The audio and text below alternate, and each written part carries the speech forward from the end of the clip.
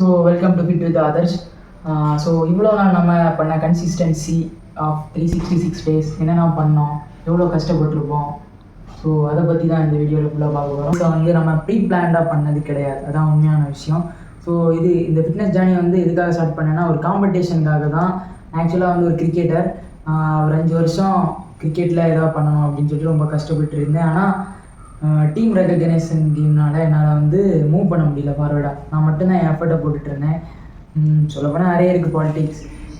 ஆனால் என்னோடய ஹார்ட் ஒர்க்கும் நான் வந்து 5 வருஷம் வேஸ்ட் பண்ணதும், ஸோ அந்த ரீசனுக்காக நான் அத்லெட்டிக் ஃபீல்டில் வந்து இறங்கினேன்.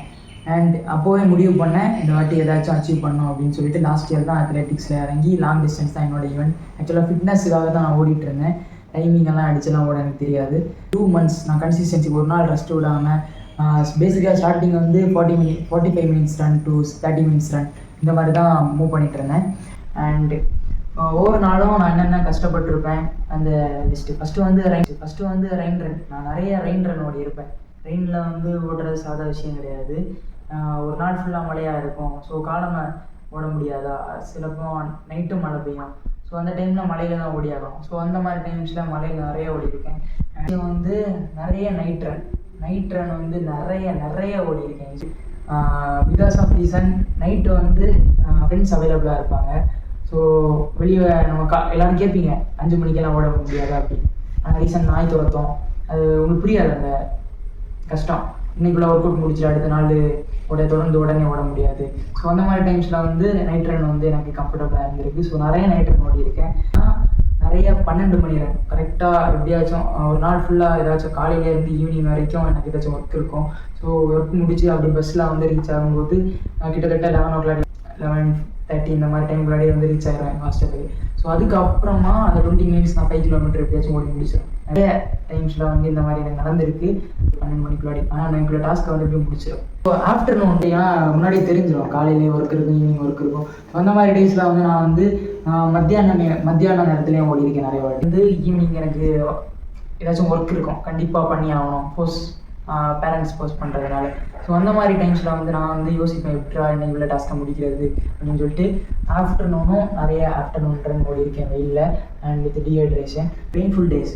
ஆக்சுவலாக இன்றைக்கி டாஸ்க் எப்படின்னா, ஒரு வாரத்தில் வந்து அட்லீஸ்ட் ஒரு 70-80 கிலோமீட்டர் எனக்கு கவர் பண்ணும். ஸோ சில நாள் வந்து 10 கிலோமீட்டர், ஒரு 21 கிலோமீட்டர், அதுக்கப்புறம் 5 கிலோமீட்டர் தான் என்னோட ரிகவரி. ஹாஸ்டலில் விட்ருவாங்க.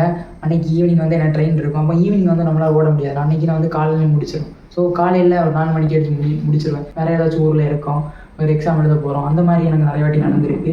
ஸோ எக்ஸாம் எழுதி இன்னொரு ஊரில் போய்ட்டு இப்படிரா ஓட போகிறோம் அப்படின்னு யோசிச்சுட்டு அப்படி கணிச்சிடுவேன் என்ன பண்ணணும். ஷூஸ் இருக்கும், பேக்கில் தான் இருக்கும்.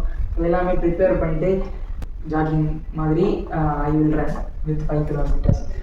எக்ஸாம் மட்டும் இல்லை, இந்த விதமான நம்ம கண்டிப்பாக போகணும், அந்த சிட்டியை அட்டன் பண்ணி தான் ஆகணும். அந்த மாதிரி சுச்சுவேஷன்ஸில் அந்த மாதிரி நிறைய இடத்துல ஓடி இருக்கேன்.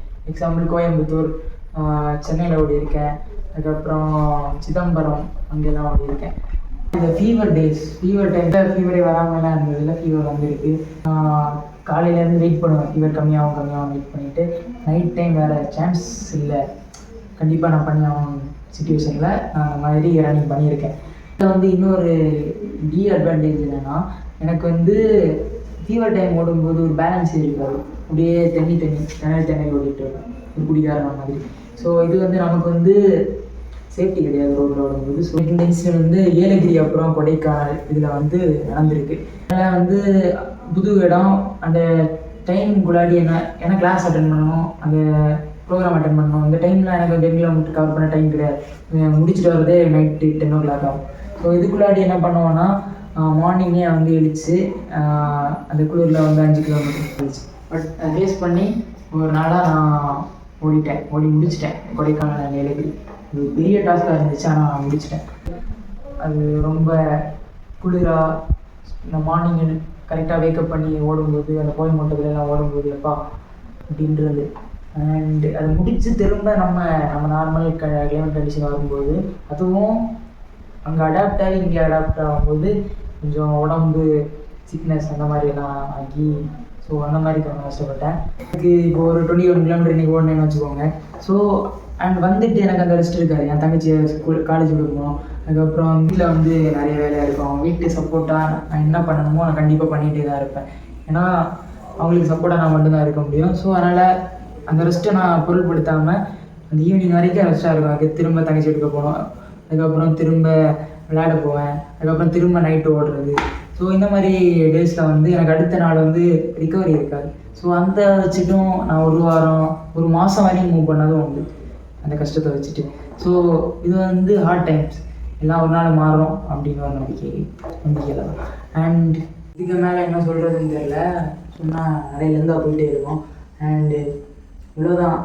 நிறைய விஷயம் கிடச்சி நிறைய விஷயம் இழந்துட்டோம். பாலிட்டிக்ஸ் நிறைய இருக்குது ஸ்போர்ட்ஸில். அண்டு நம்ம ஜெயிச்சது கிடைக்காத இருக்கமோ நமக்கு ரொம்ப வருத்தமாக இருக்கும். ஐ மீன் அது நான் எல்லாமே தெளிவாக சொல்ல விரும்பலை. அதுக்கப்புறம் ஃபஸ்ட்டு வந்து நான் நிறைய பேர் தேங்க் பண்ணணும். ஓகேவா, எனக்கு வந்து ஷூஸ் இல்லாமல் இருக்கமே ப்ரோ தான் எனக்கு காசு போட்டு எனக்கு ஷூஸ் வாங்கியிருந்தாங்க. ஸோ அவங்களுக்கு ஒரு பெரிய தேங்க்ஸ். இவ்வளோ நாள் இன்ஜுரி இல்லாமல் ஓடினா அது ஒரு பெரிய விஷயம். அண்டு செகண்ட் விஷயம், என் சார் வந்து அத்லெட்டிக்ஸ் ஃபீல்டில் எனக்கு கொண்டு போகாமல் இருந்தாருன்னா நான் இந்த அளவு சைன் ஆகிருக்க முடியாது.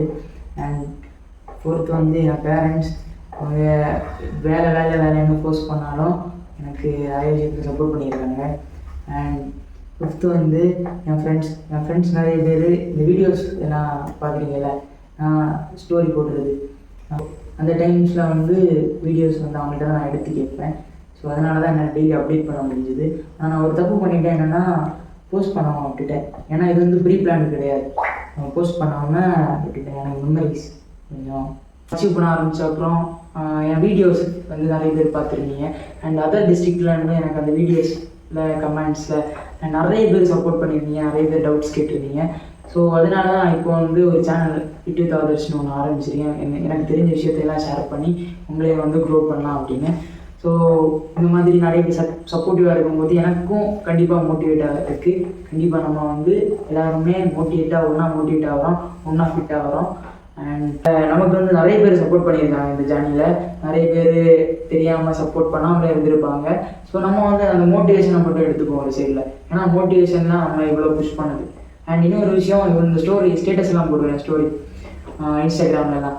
அது வந்து என்னோட மோட்டிவேஷன். நான் இது வரைக்கும் மற்றவங்களை ஷேர் பண்ணுறது இந்த மாதிரிலாம் பண்ணதே இல்லை. அண்ட் எனக்கு அது ஒரு மோட்டிவேஷன். நான் அந்த டாஸ்க்கை முடிக்கேன், அது ஒரு மோட்டிவேஷன். அந்த மாதிரி ஒரு டே எனக்கு வந்து இன்ஸ்டாகிராம் சோஷியல் மீடியா வந்து யூஸ்ஃபுல்லாக தான் இருக்குது. என் பெர்ஃபார்மன்ஸும் இன்க்ரீஸ் தான் ஆகுது. ஸோ இன்னொரு விஷயம், இந்த கண்ணு போடுறது இதெல்லாம் நான் நம்பவே மாட்டேன். ஒரு இன்ஜுரி வருதுன்னா கண்டிப்பாக அது நம்ம மிஸ்டேக், அது நம்ம பண்ணுற தப்புனால தான் இன்ஜுரி வருது. ஓகேவா, இதை வந்து கரெக்டாக நம்ம தப்பு எல்லாம் திருத்திட்டு இது பண்ணாலே, என்ன பண்ணுறோன்னு தெரிஞ்சு பண்ணாலே இன்ஜுரியெல்லாம் வராது. அந்த கண்ணு படுறதுலாம் வந்து சயின்டிஃபிக்காக யோசிக்கணும் என்னை பொறுத்தவரை. ஏன்னா ஜேஸுக்கு எனக்கு இந்த மக்கள் கண்டிப்பாக நான் இந்த ரோட்டில் எல்லாம் ஓடும்போது நிறைய பேர் எனக்கு வந்து மோட்டிவேட் பண்ணியிருக்காங்க. அண்டு நிறைய பேர் எனக்கு வேலைக்கு போகிறதுக்கு நிறைய ஆப்பர்ச்சுனிட்டிஸ் எல்லாம் க்ரியேட் பண்ணி தரேன்னு சொல்லியிருக்காங்க. அண்டு அது வந்து ரொம்ப சந்தோஷம். நிறைய பேர் வந்து நம்மளை வந்து மோட்டிவேட்டும் பண்ணுறாங்க, நிறைய பேர் வந்து கீழே பண்ணுறாங்க. ஸோ அந்த மாதிரி நேரத்தில் வந்து எனக்கு வந்து ரொம்ப எல்லாருக்கும் தேங்க்ஸ். இந்த மாதிரி பீப்புள்ஸ், சப்போர்ட்டிவாக இருக்கிற பீப்புள்ஸ் வந்து கண்டிப்பாக எங்களை புஷ் பண்ணுறீங்க முன்னாடி போகிறது. ஸோ நான் டெய்லி இப்படி ஓடலாமான்னு கேட்டால் வேறு அது தப்பு. நான் டாஸ்க்குக்காக இல்லை, எனக்கு என் சிச்சுவேஷன் டிஃப்ரெண்ட். அதனால் அதை மேனேஜ் பண்ண முடியும் நம்பிக்கையில் நான் ஓடுறேன். ரொம்ப thank you for all and thank you for வாட்சிங் Fit with Adarsh.